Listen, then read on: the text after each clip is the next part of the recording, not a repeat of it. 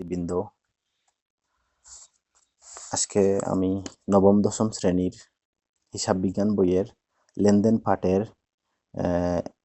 একটি 1 নং সৃজনশীল প্রশ্ন সমাধান করার চেষ্টা করব। আশা করি তোমরা আমাদের সাথে থাকবে।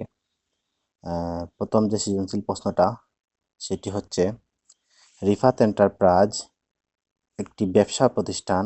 2017 সালের ডিসেম্বর মাসে উক্ত ব্যবসা প্রতিষ্ঠানে ঘটনাগুলো সংঘটিত হয়েছে। ডিসেম্বর 1 লেনদেনটি হচ্ছে 5 লক্ষ টাকা নিয়ে ব্যবসা শুরু করা হলো। 5 লক্ষ টাকা নিয়ে ব্যবসা শুরু করা হলো, এটি একটি ঘটনা।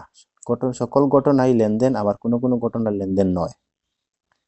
সেটি তোমরা বিষয় ভালো করে বুঝতে আমার এই ক্লাসটি মনোযোগ সহকারে দেখবে, ধৈর্য সহকারে দেখবে, আশা করি উপকৃত হবে। 5 লক্ষ টাকা নিয়ে ব্যবসা শুরু করা হলো, এটি লেনদেন। কারণ লেনদেন হতে হলে ব্যবসা আর্থিক অবস্থার পরিবর্তন ঘটা দরকার। এই যে ঘটনাটি 5 লক্ষ টাকা নিয়ে ব্যবসা শুরু করার কারণে ব্যবসায় আর্থিক অবস্থার পরিবর্তন ঘটেছে। সমীকরণের নগদ টাকা বৃদ্ধি পেয়েছে এবং মালিকানা সত্ত্ব বৃদ্ধি পেয়েছে। মালিকের টাকা বৃদ্ধি পেয়েছে, সুতরাং মূলধন বৃদ্ধি পেয়েছে। ব্যাংকে 50,000 টাকা নিয়ে একটি হিসাব খোলা হলো। ব্যাংকে হিসাব খোলার কারণে ব্যাংকে 50,000 টাকা জমা হয়েছে এবং নগদ টাকা কমেছে, সুতরাং এটি লেনদেন। লেনদেন হতে হলে আর্থিক অবস্থার পরিবর্তন হতে হবে, ইভেন দুটি পক্ষ লাগবে, একটি সুবিধা গ্রহণকারী, একটি সুবিধা প্রদানকারী। দ্বারে পণ্য ক্রয় করার কারণে ব্যয় বৃদ্ধি পেয়েছে। আরেকদিকে নগদ টাকা, পণ্য ক্রয় করার কারণে ব্যয় বৃদ্ধি পেয়েছে, আরেকদিকে পাওনাদার বৃদ্ধি পেয়েছে। দ্বারে পণ্য ক্রয় করার কারণে ব্যয় বৃদ্ধি পেয়েছে, সুতরাং এটি লেনদেন। নগদে পণ্য বিক্রয় করার কারণে নগদ টাকা অর্থাৎ সম্পদ বৃদ্ধি পেয়েছে, অর্থাৎ বিক্রয় আয়ও বৃদ্ধি পেয়েছে, সুতরাং এটি লেনদেন। মালিক কর্তৃক ব্যাংক হতে ব্যক্তিগত প্রয়োজনে ঋণ গ্রহণ করার কারণে সেটি কোনো লেনদেন নয়। কারণ লেনদেন হতে হবে ব্যবসায়িক, মালিক নিজে ব্যক্তিগত ঋণ গ্রহণ করছে, সেটি কোনো লেনদেন নেই। আমাদের হিসাব বিজ্ঞান বইয়ের সব অঙ্ক ব্যবসা সংক্রান্ত। 45,000 টাকার আসবাবপত্র ক্রয়ের ফরমায়েশ প্রদান করেছেন, কিন্তু আর্থিক অবস্থার কোনো পরিবর্তন ঘটেনি। লেনদেন হতে হলে আর্থিক অবস্থার পরিবর্তন খুবই জরুরি, খুবই দরকার। আর্থিক অবস্থার পরিবর্তন ছাড়া লেনদেন হয় না। সুতরাং শুধুমাত্র উনি ফরমায়েশ প্রদান করছেন, অর্থাৎ অর্ডার, আমরা যাকে বলি অর্ডার করছেন, কিন্তু উনি টাকাটা পেড করেননি, পাওনাদারকে পরিশোধ করছেন। তার মানে পাওনাদার টাকাটা পেয়েছে, তার মানে এটি লেনদেন। সুবিধা গ্রহণ করা হয়েছে, সুবিধা প্রদান করা হয়েছে, তার মানে এটি লেনদেন। প্রশ্ন বলছে ব্যবসায়িক লেনদেন নয় এমন ঘটনা সমূহ চিহ্নিত করে মোট পরিমাণ নির্ণয় করো। তাহলে আমরা বুঝতে পারলাম এখানে লেনদেন নয়, ব্যবসায়িক লেনদেন নয় এমন ঘটনা সমূহ এর পরিমাণ। 2017 সালের ডিসেম্বর 10 মালিক ব্যক্তিগত প্রয়োজনে ঋণ গ্রহণ, অর্থাৎ উনি ব্যবসায়িক প্রয়োজনে না, ব্যক্তিগত প্রয়োজনে ঋণ গ্রহণ করার কারণে সেটি লেনদেন হয় নাই।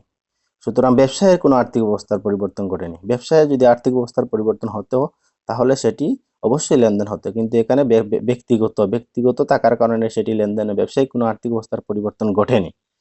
আসবাবপত্র ক্রয়ের ফরমায়েশ প্রদান। 45,000 টাকা। 45,000 টাকা আসবাবপত্র ক্রয়ের ফরমায়েশ প্রদান করার কারণে এই এন্ট্রিটি হচ্ছে লেনদেন নয়। কারণ আসবাবপত্র ক্রয়ের ফরমায়েশ প্রদান, কিন্তু উনি টাকা পেড করেননি, আর্থিক অবস্থার পরিবর্তন ঘটেনি, সুতরাং এটি লেনদেন নয়। তারপরে প্রশ্ন হচ্ছে, ঘটনাসমূহতে লেনদেন চিহ্নিত করে সমীকরণ পদ্ধতিতে কারণ সহ ব্যাখ্যা করো। এই যে ঘটনাসমূহতে লেনদেন চিহ্নিত করে সমীকরণ পদ্ধতিতে কারণ সহ ব্যাখ্যা করা হলো। 1 নম্বর ব্যবসা 5 লক্ষ টাকা নিয়ে ব্যবসা শুরু করা হলো। 5 লক্ষ টাকা নিয়ে ব্যবসা শুরু করার কারণে ব্যবসায় নগদ অর্থ বৃদ্ধি পেয়েছে। ব্যবসায় অর্থ বিনিয়োগ করায় নগদ নামক সম্পদে বৃদ্ধি পেয়েছে এবং মালিকানা সত্ত্ব বৃদ্ধি পেয়েছে। অর্থাৎ ব্যবসা বিনিয়োগ করলে নগদ অর্থ বাড়লে বৃদ্ধি, আমরা দ্বারা অ্যাসেট বুঝাই, সম্পদ যার নাম, আর দ্বারা মালিকানা সত্ত্ব বুঝায় ব্যবসা সম্পদ বাড়ছে এবং বৃদ্ধি পেয়েছে, মালিকানা সত্ত্ব বাড়ছে। সম্পদ বাড়লে মালিকানা সত্ত্ব বৃদ্ধি পেয়েছে। নগদ টাকা বিনিয়োগ করার কারণে মালিকের সত্ত্বটাও বাড়ছে, একদিকে সম্পদও বাড়ছে। সুতরাং এটি লেনদেন, আমাদের কারাংশ ব্যাখ্যা। তারপরে হচ্ছে ব্যাংকে 50,000 টাকা নিয়ে একটি হিসাব খোলা হলো। ব্যাংকে হিসাব খোলার কারণে ব্যাংক নামক সম্পদ এ বৃদ্ধি পেয়েছে, আবার নগদ নামক সম্পদ এ হ্রাস পেয়েছে। ব্যাংকে জমা দেওয়ার কারণে ব্যাংকর বাড়ছে এবং নগদ টাকা ব্যক্তির নগদ টাকা যাওয়ার কারণে সম্পদ এদিকে হ্রাস পেয়েছে, ব্যবসায় সম্পদ হ্রাস পেয়েছে। নেক্সট, দাঁড়ে পণ্য ক্রয়। দাঁড়ে পণ্য ক্রয় করার কারণে পাওনাদার নামক এল বৃদ্ধি পেয়েছে। মানে দাঁড়ে পণ্য ক্রয় করার কারণে পাওনাদার যখন একটা পণ্য দাঁড়ে ক্রয় করবেন, ব্যয় বাড়বে। ব্যয় বাড়লে পাওনাদার দাঁড়ে পণ্য ক্রয় করার কারণে ব্যয় বাড়বে। ব্যয় বাড়লে পাওনাদারকে টাকা পরিশোধ করতে হবে। তার মানে এল, পাওনাদারে আমরা ইংরেজিতে বলি লাইবিলিটিস। লাইবিলিটিস হচ্ছে দায়। তার মানে দায় বৃদ্ধি পেয়েছে এবং নগদ নামক সম্পদ হ্রাস পেয়েছে। যখন আমরা একটি পণ্য দাঁড়ে পণ্য ক্রয় করব, তখন তো নগদ অর্থ তাকে দিতে হবে, আজ হোক কাল হোক দিতে হবে। তখন এ নগদ অর্থ সম্পদ এ হ্রাস পেয়েছে। তারপরে হচ্ছে 7 নাম্বার, নগদে পণ্য বিক্রয়। নগদে পণ্য বিক্রয় করার কারণে সম্পদ, নগদে পণ্য বিক্রয় করার কারণে নগদ হচ্ছে সম্পদ, নগদ নামক সম্পদ বাড়ে, মানে বৃদ্ধি পেয়েছে। তার মানে সম্পদ বৃদ্ধি পায়, নগদ অর্থ বৃদ্ধি পেয়েছে এবং মালিকানা সত্ত্ব বৃদ্ধি পেয়েছে। মালিকানা সত্ত্ব বৃদ্ধি পেয়েছে কারণ আয় বাড়ছে। আয় বাড়লে মালিকানা সত্ত্ব বৃদ্ধি পেয়েছে, বাড়ছে। পাওনাদারকে, পরের এন্ট্রি, পাওনাদারকে পরিশোধ 15,000 টাকা। পাওনাদারকে পরিশোধ করা নগদ সম্পদ, মানে নগদ নামক সম্পদ এ হ্রাস পেয়েছে এবং পাওনাদার এল হ্রাস পেয়েছে। এই হচ্ছে আমাদের আজকের দুটি প্রশ্ন, দুইটি ক এবং খ সলভ করলাম। আশা করি তোমরা বুঝতে পারছো। এবং মোস্ট ইম্পর্টেন্ট যেই গ নাম্বারটা, হিসাব সমীকরণের উপর লেনদেনের প্রভাব দেখাও। হিসাব সমীকরণের উপর লেনদেনের প্রভাব দেখাতে হলে আমাদেরকে এরকম ছক আঁকতে হবে। এরকম প্রথম হচ্ছে তারিখের গড়, উদ্বৃত্ত, সম্পদ, দায়, মালিকানা সত্ত্ব, মন্তব্য। এখন সম্পদের গড়ে আমাদের এন্ট্রিতে কয়টি সম্পদ আছে সেগুলো আগে যাচাই করতে হবে। এখানে দেখতে পাচ্ছি আমাদের এখানে শুধুমাত্র নগদ টাকা এবং ব্যাংক আছে। যেহেতু আমাদের দুটি পাচ্ছি, সেহেতু আমরা দুটি লিখছি। তারপরে দায়ের গড়ে শুধুমাত্র পাওনাদার পেয়েছি। আমাদের এন্ট্রিতে শুধুমাত্র পাওনাদার পেয়েছি, আর কিছু পাইনি। পাওনাদারকে আমরা পদেয় হিসাবে লিখতে পারি। আর আমি অবশ্য দুটি গড় লিখে ফেলেছি, কিন্তু পরে দেখি এখানে কোনো আর দায় নেই, শুধুমাত্র পাওনাদার। তারপরে মালিকানা সত্ত্ব, মন্তব্য। এইগুলো লেখার পর প্রথম অবস্থা ডিসেম্বর 1 তারিখে আমরা চলে গেলাম। আর ডিসেম্বর 1 থেকে 5 লক্ষ টাকা নিয়ে ব্যবসা শুরু করা হলো। 5 লক্ষ টাকা নিয়ে ব্যবসা শুরু করায় নগদ অর্থ বৃদ্ধি পেয়েছে। তার মানে নগদ টাকা বৃদ্ধি পেলে নগদের করে দিলাম 5 লক্ষ টাকা, দেব 5 লক্ষ টাকা। তারপরে আমরা নগদ অর্থ নিয়ে ব্যবসা শুরু করলে মালিকানা সত্ত্বটা বাড়ে, তার মানে মালিকানা সত্ত্বের গড়েও আমরা 5 লক্ষ টাকা দিলাম। নগদ মন্তব্য লিখলাম মূলধন আনয়ন। সেম এই টাকাগুলা নিচে নামাবো, প্রতিটা এন্ট্রিতে প্রতিটা কলামে নামাবো। তারপরে নেক্সট ওয়ান, ব্যাংকে 50,000 টাকা নিয়ে একটি হিসাব খোলা হলো। ব্যাংকে 50,000 টাকা নিয়ে হিসাব খোলার কারণে ব্যাংক বাড়ছে। সুতরাং ব্যাংক বাড়ছে আর নগদ টাকা আমার ব্যবসায়ী নগদ টাকা কমছে।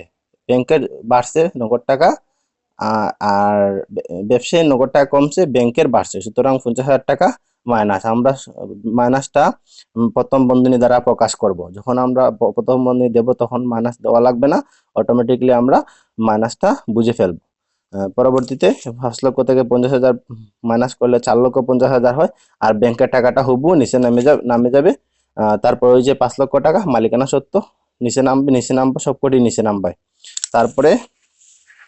তারপরে হচ্ছে 5 তারিখ দাঁড়ে পণ্য ক্রয়। দাঁড়ে পণ্য ক্রয় করার কারণে পাওনাদার বাড়ছে, পাওনাদার বৃদ্ধি পেয়েছে। পাওনাদার যদি বৃদ্ধি পায় তা মালিকের টাকা হ্রাস পায়। মালিকের টাকা হ্রাস পেলে 5 লক্ষ টাকা থেকে 25,000 টাকা মাইনাস করলে 4,75,000 টাকা হয়। 4,75,000 টাকা। বাকি সবগুলা টাকা নিচে নিচে আমরা মানে নামিয়ে দেব।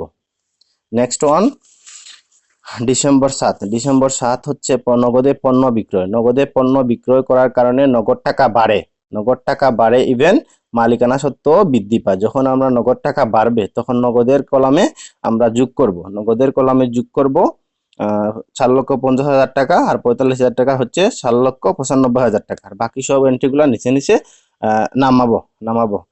তারপরে সবকটি নিচে নামাবো। তারপরে এই যে 5 লক্ষ থেকে 25,000 বাদ দিলে 4,75,000 টাকা। আর নগদে পণ্য বিক্রয় করার কারণে 45,000 টাকা এই যে মালিকানা সত্ত্বের কলামে বৃদ্ধি পেয়েছে, সুতরাং আমরা যোগ করলে হবে 5,20,000 টাকা। 5,20,000 টাকা। পরবর্তীতে আমরা যাব